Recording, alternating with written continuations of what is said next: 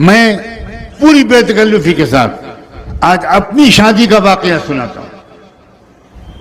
شاید کچھ نوجوانوں کے اندر غیرت جاگ جائے.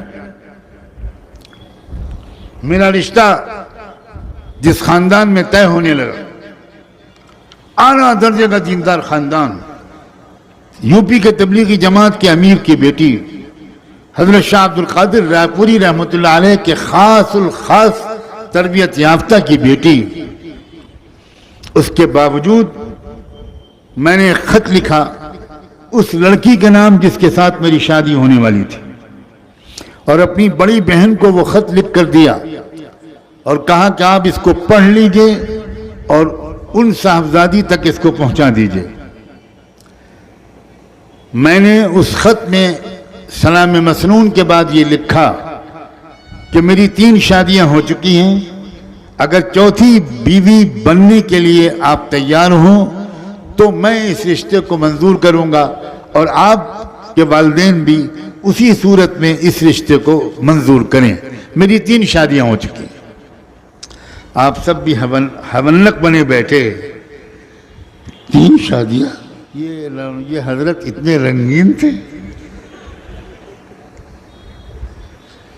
نوجوانی میں یہ جوش، یہ حوصلہ، یہاں ایک سے ہی ٹیڑھے ہوئے جا رہے ہیں. گھبراؤ مت، میں اب اگلا جملہ بتاتا ہوں.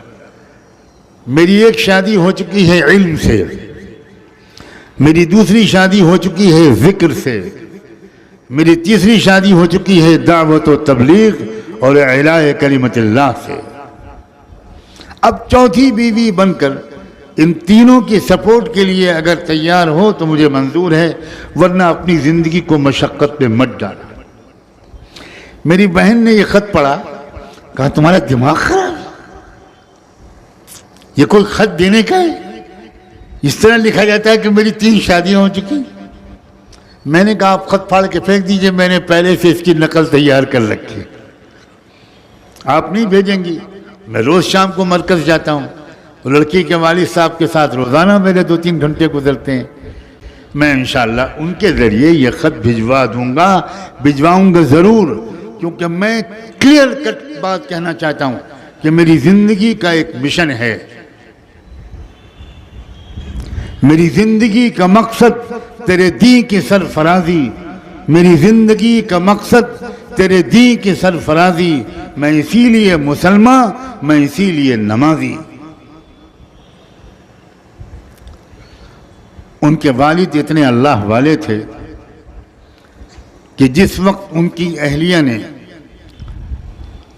وہ خط ان کے ہاتھ میں دیا اور ان کے والد نے وہ خط پڑھا تو سجدہ شکر میں گر گئے. بہت رونے والے انسان تھے، بہت رونے والے انسان. مجھے بتایا گیا کہ 10-12 منٹ تک سجدے میں پڑے روتے رہے، شکر ادا کیا اور بلا تکلف اپنی بیٹی کو میرا وہ خط پکڑا دیا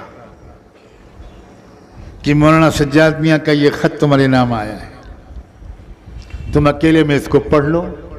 بیچاری بری طرح شرما گئی ہوگی. خط پڑھا تو میں کیا بتاؤں، میں کیسے اللہ کا شکر ادا کروں.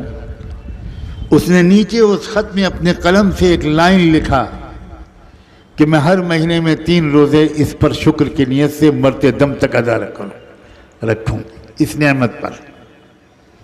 میں کب سے اس طرح کی دعائیں چپکے مانگ رہی تھی.